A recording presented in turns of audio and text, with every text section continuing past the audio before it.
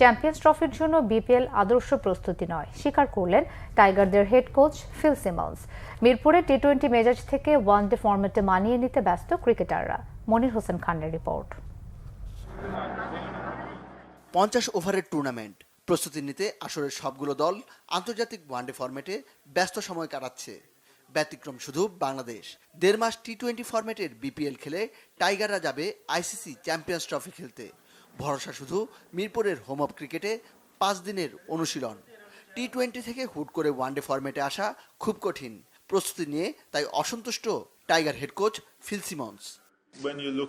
এটা আদর্শ প্রস্তুতি নয়, তবে তারা সাদা বলের ক্রিকেট খেলেই এসেছে। স্কিল নিয়ে কোনো সমস্যা নেই।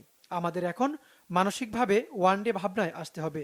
আমরা সকাল বিকাল অনুশীলন করছি যাতে গেম সেন্স দ্রুতই ফিরে আসে। আমাদের প্রস্তুতির প্রথম ধাপ দুবাইয়ের কন্ডিশনের সঙ্গে মানিয়ে নেয়া। একবার সেটাতে অভ্যস্ত হয়ে গেলে পরের ধাপে পাকিস্তানের কন্ডিশনেও সহজেই মানিয়ে নেওয়া যাবে। দলের সবচেয়ে বড় দুশ্চিন্তার নাম অধিনায়ক নাজমুল হোসেন শান্ত। ইনজুরির কারণে ওয়েস্ট ইন্ডিজ সফর মিস করেছিলেন। সবশেষ আন্তর্জাতিক ম্যাচ খেলেছেন গত নভেম্বরে। বিপিএলে 5টি ম্যাচে রান মাত্র 41। তবে লম্বা সময় ধরে অফর্মে থাকা শান্ত চ্যাম্পিয়ন্স ট্রফিতেই সরবে ফিরবেন বিশ্বাস কোচের। সে যখন বিপিএল ম্যাচ খেলছিল না তখনও কঠোর পরিশ্রম করেছে। সে খুবই পরিশ্রমী একজন ব্যাটার। সারাক্ষণ অনুশীলনের মধ্যেই থেকেছে। এটা দলের সবাইকে মানসিকভাবে শক্ত হতে সাহায্য করবে। টুর্নামেন্টে অংশ নিতে 13 ফেব্রুয়ারি দুবাইয়ের উদ্দেশ্যে ঢাকা ছাড়বে টিম টাইগার্স। 20 ফেব্রুয়ারি ভারতের বিপক্ষে ম্যাচ দিয়ে শুরু হবে বাংলাদেশের চ্যাম্পিয়ন্স ট্রফি মিশন।